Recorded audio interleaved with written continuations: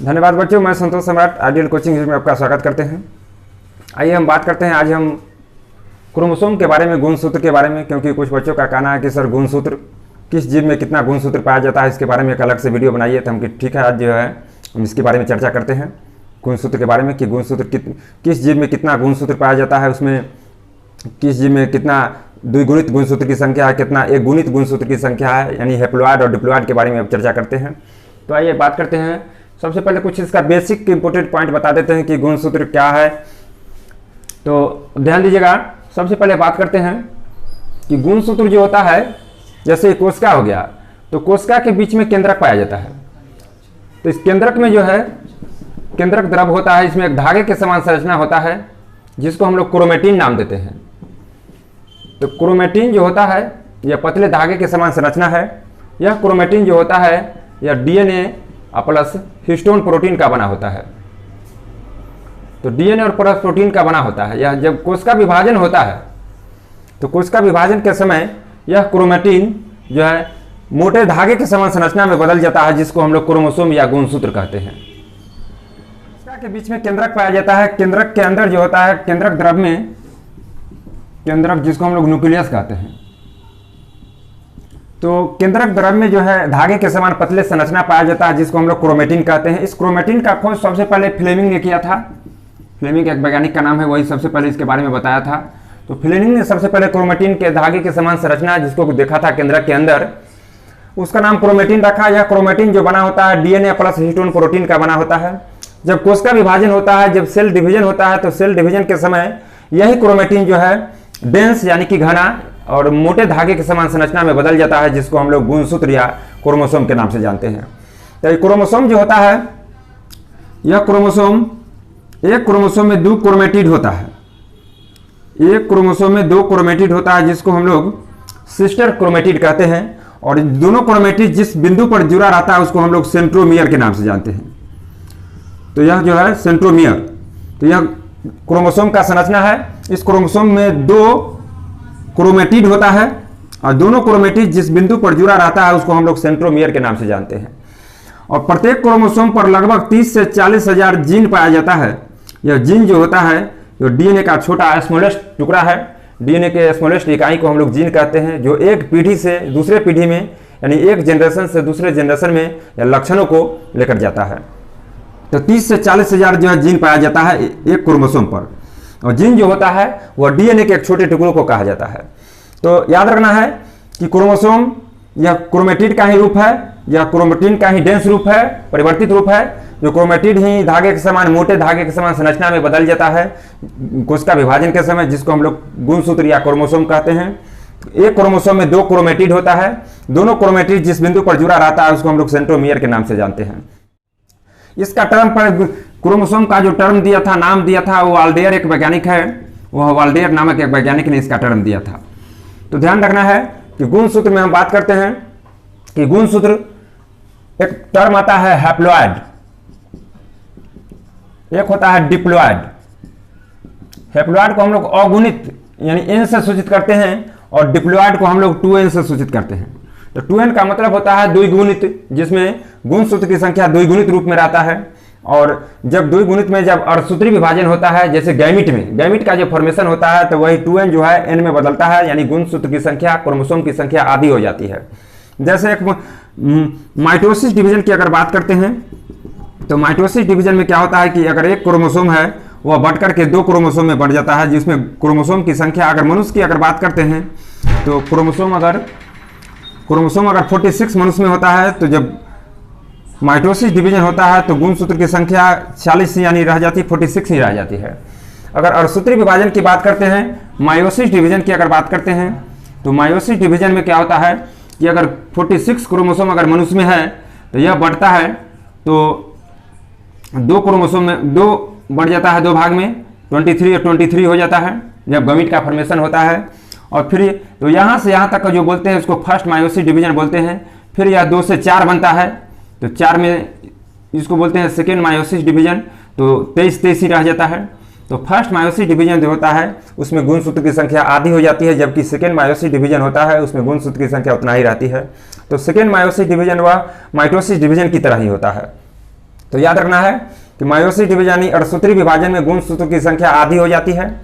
तो आधी कब होगा? जब गैमेट का फॉर्मेशन होता है तो हैप्लॉइड हो जाती है यानी n नंबर, और टोटल हो गया यह 2n नंबर। तो इसी प्रकार से हम हैप्लॉइड गुणसूत्र और डिप्लॉइड गुणसूत्र जो है हम बताने जा रहे हैं कि कौन जीव में गुणसूत्र कितना होता है, जब गैमेट का फॉर्मेशन होता है तो उसमें गुणसूत्र कितना हो जाती है। तो ये कुछ इसका बेसिक पॉइंट था। अब हम बात कर देते हैं कि कुछ जीव का नाम और उसमें पाए जाने वाले गुणसूत्र के बारे में बताते हैं।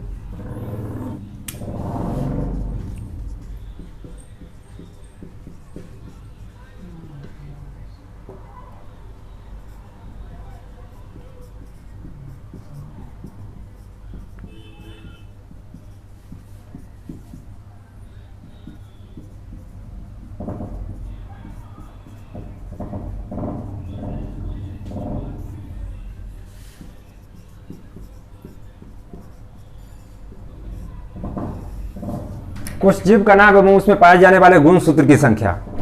तो एक बगल हम लिखते हैं जीवों का नाम,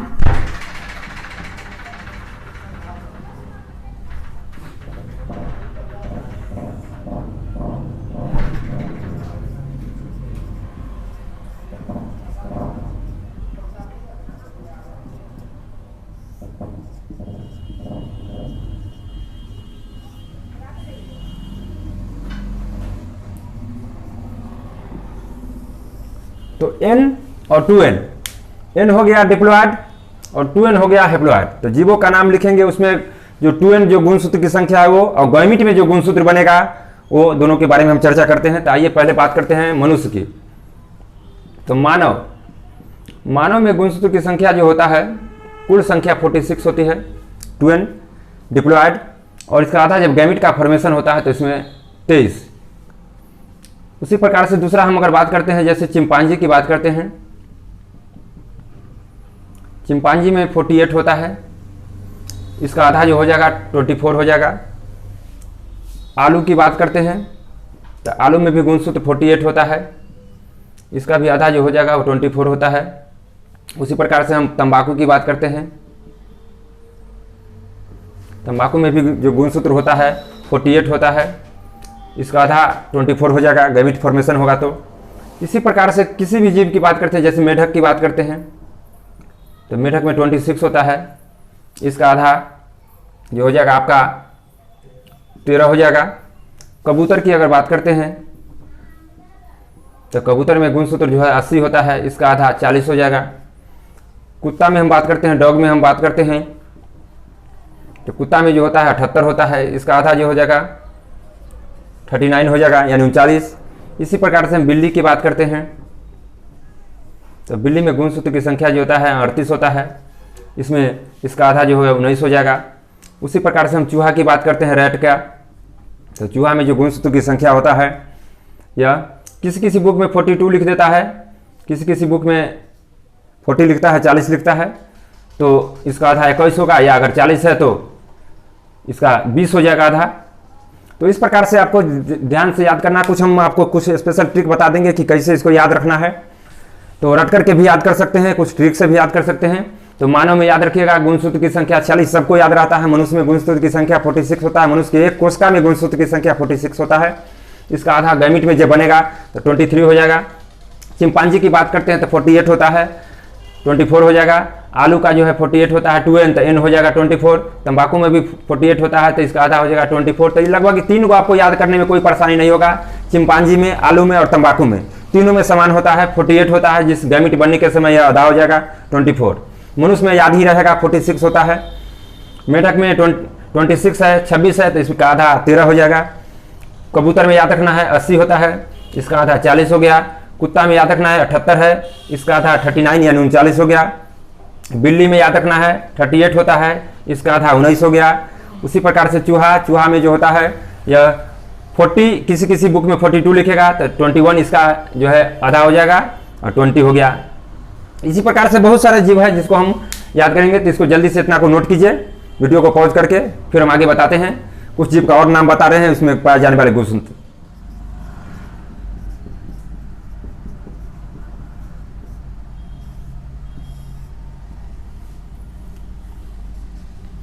जैसे हम बात करते हैं गेहूं में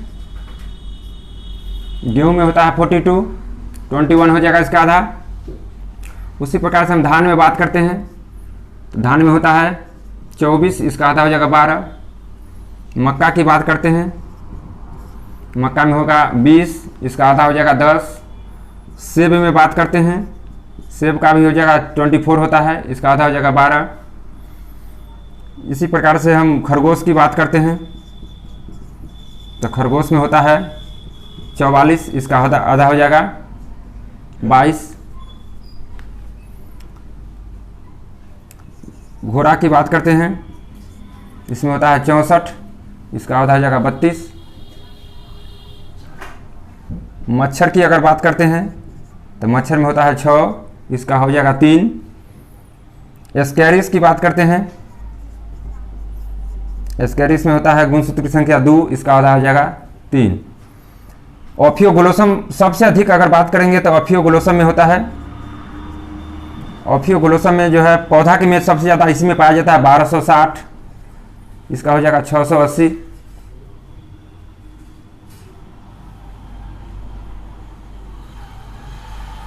बारह सौ साठ का आधा कितना हो गया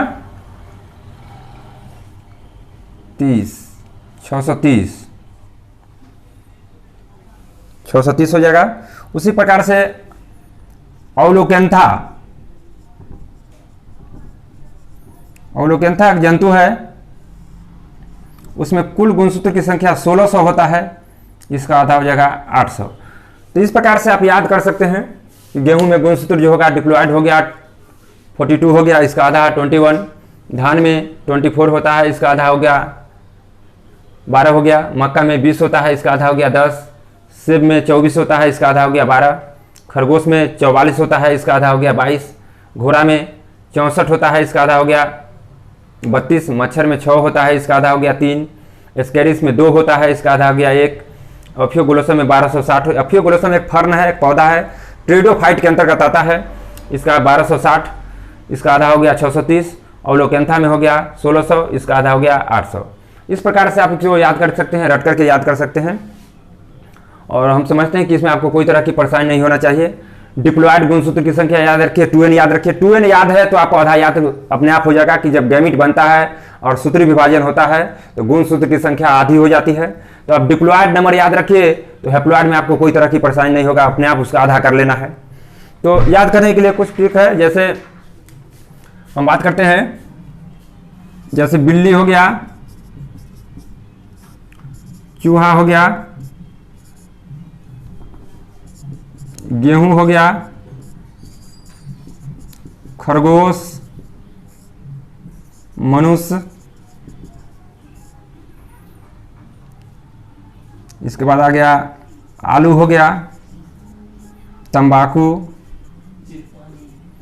चिंपांजी। इस प्रकार से आप ट्रिक बना करके याद कर सकते हैं।